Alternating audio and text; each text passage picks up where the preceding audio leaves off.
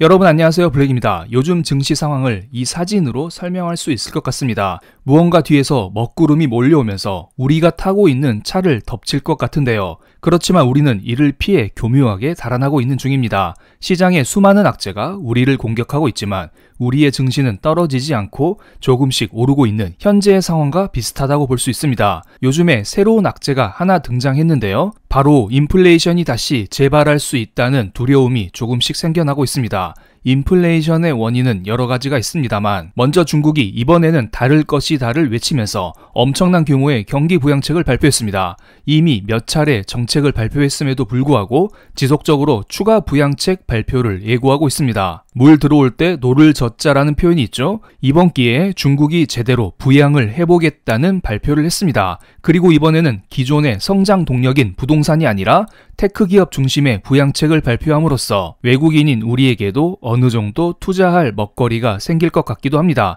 어쨌든 이러한 부양으로 인해서 중국의 내수가 강해진다면 글로벌 물가 역시 어느 정도 올라갈 수 있을 것으로 보입니다. 그리고 미국은 미국 나름대로 단기채를 지속적으로 발행하면서 시중의 유동성을 공급하고 있습니다. 재무부의 국채 발행 계획을 보면 10월 달에는 2년물을 690억 달러, 3년물을 580억 달러 등 10월 한 달 동안 수천억 달러의 국채를 발행하여 경기 부양에 힘을 쓸 계획입니다. 그리고 재무부는 다음 달, 다다음 달에 발행할 수 있는 국채를 미리 당겨서 발행할 수도 있습니다. 그렇기 때문에 여기 나와 있는 수치보다 실제로 재무부가 더 많은 국채를 발행하여 시중의 유동성을 공급하고 있을지도 모르겠습니다. 최근에 전 세계적으로 물가가 어느 정도 내려가고 있습니다만 이렇게 미국, 중국 양쪽에서 돈을 뿌려대니 물가가 다시 튀어오를 기미가 보이고 있습니다. 이번에 발표된 미국의 소비자 물가 지수를 잠깐 볼까요? 9월달 국제 유가를 보면 최근 1년 동안 가장 낮은 가격대에서 움직였었죠. 그렇기 때문에 소비자 물가 지수에서 에너지 관련된 물가는 크게 하락하는 모습이 나왔습니다. 전년 동월 대비 물가를 봤을 때 에너지 부문은 6.8% 감소하는 모습이 나왔죠. 그러면서 전체 소비자 물가 지수는 전년 동월 대비 2.4% 증가로 크게 낮아졌습니다. 그렇지만 시장이 예상하는 2.3%보다는 높게 나왔다는 점이 문제이고 앞서 말씀드렸듯 중국과 미국의 돈풀기로 인하여 에너지 수요 증가로 인한 에너지 부분의 물가가 다시 올라갈 수 있다는 우려감이 있기 때문에 이 상황에서 물가가 다시 튀어오를 수 있다는 두려움이 어느 정도 있는 것은 사실입니다. 그리고 에너지를 제외한 물가 역시 높은 편입니다. 전월 대비 품목별 물가를 보겠습니다. 미국의 경제가 어려운 것이 맞나요? 항공요금, 자동차 보험, 의류, 자동차 수리, 의료비 이러한 사람들의 내수와 관련된 물가들이 상승하면서 에너지 가격의 하락에도 불구하고 전체 물가가 상승하는 모습이 나왔고요. 많은 사람들이 걱정하는 주거비는 0.3% 증가를 보이면서 살짝 진정되는 모습을 보였습니다. 이것은 그나마 다행이라고 볼 수 있습니다. 어쨌든 이러한 것들을 봤을 때에는 에너지를 제외하더라도 사람들의 수요가 상당하다는 것을 알 수 있고요. 연준에서 최근에 자주 보는 슈퍼코어 물가를 볼까요? 슈퍼코어 물가라는 것은 전체 물가에서 에너지, 식료품, 주거비를 제외한 진짜 생활 물가를 정리한 것입니다.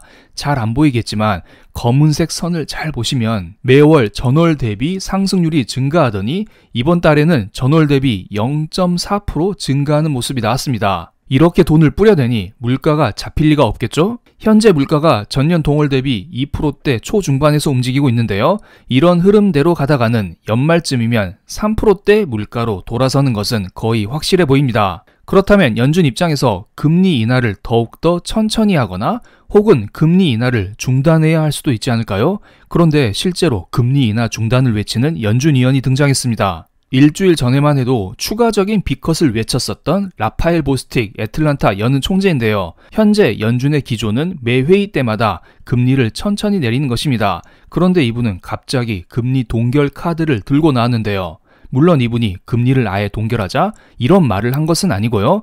일단 11월 달에는 금리를 동결하고 그 이후 천천히 금리를 내려보자라는 다소 매파적인 발언을 했습니다. 그러면서 중립금리를 3에서 3.5%로 제한을 했습니다. 중립금리라는 것은 경제가 적당한 성장과 적당한 물가를 유지하면서 경제가 무난하게 흘러갈 수 있는 최적의 기준금리를 말하는 건데요. 중립금리가 높으면 높을수록 금리 인하를 적게 하는 것이고 시중의 유동성이 조금만 공급되겠죠. 연준은 3, 6, 9, 12월 연준 회의를 통해 장기적인 금리, 중립금리를 제한을 합니다. 연준은 연준회의를 통해 최근 6월 달에는 2.8%라는 중립금리를 제한했었고요. 그리고 3개월 이후인 9월 달에는 2.9%로 약간 높아진 중립금리를 제한했습니다. 그런데 여기에 한술 더 떠서 애틀란타 연은 총재께서는 3에서 3.5%라는 중립금리를 이야기한 것입니다. 시간이 흐를수록 중립금리가 높아지고 있네요. 연준이 초반에는 최종금리 타겟치를 낮게 잡았는데 생각보다 물가가 잘 떨어지지 않으니 점점 이 수치를 높게 잡는 것을 알 수 있습니다. 중립금리가 높아지면 어떻게 되냐면 국채금리가 전체적으로 오르는 문제가 발생합니다. 과거 2018년, 2019년 미중 무역 전쟁으로 인하여 안전자산 선호 현상이 발생하면서 국채금리가 하락하는 모습이 나왔는데요. 최근 몇 년간 인플레이션, 러시아 우크라이나 전쟁, 이스라엘, 이란 전쟁 등 여러 가지 악재가 나오고 있음에도 불구하고 국채금리가 떨어질 듯 말 듯 하더니 떨어지지 않습니다. 오히려 더 오를 것처럼 움직이고 있죠. 여러 가지 이유가 있겠지만 이렇게 국채금리가 떨어지지 않는 것을 보아하니 혹시 중립금리 자체가 과거에 비해 많이 올라와 있는 거 아닌가 이런 생각이 들기도 합니다. 그래서 제가 여러 가지 영상을 통해서 여러 번 말씀드렸지만 국채에 투자하면 안 된다는 이야기를 지속적으로 드리고 있습니다. 제발 국채에 투자하지 말고 주식에 투자하라는 의견 지금도 유지드리겠습니다. 국채금리가 여기에서 폭등하기에는 어렵겠지만 폭락하기에도 어려워 보입니다. 국채에 투자하신 분들 뒤도 돌아보지 말고 튀어야 합니다. 제가 최근에 미국의 10년물 국채금리를 확대해 봤습니다. 그런데 생각보다 넓은 범위를 캡처했는데요. 조금 더 최근 범위만 확대해서 보겠습니다. 이것은 최근 몇 달간 미국의 10년물 국채금리 차트입니다. 먼저 목요일에 소비자 물가지수가 높게 나오면서 미국의 10년물 국채금리가 이렇게 상승하는 모습이 나왔습니다. 그런데 현재 미국에서는 허리케인으로 인해서 미국의 실업이 속출하고 있는 상황입니다. 그래서 주간 신규 실업 수당 청구 건수가 전주 대비 크게 늘어나는 모습이 나왔습니다.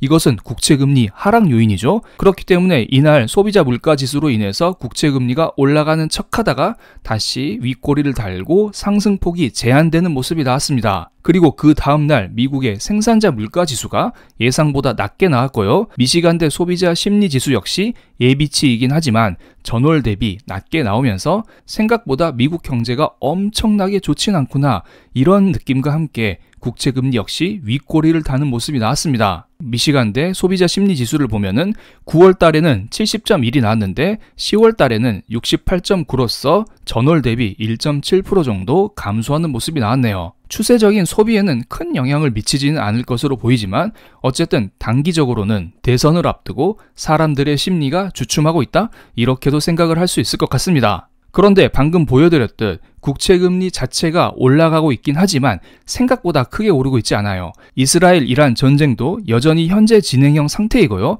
미국에서 허리케인으로 인해서 경제가 일시적이지만 약간은 둔화되고 있다는 것도 경제의 상방을 제한하는 요인이겠죠. 국채금리가 크게 오르게 되면 인플레이션이 재발할 수 있다라는 우려감이 커질 수 있는데요.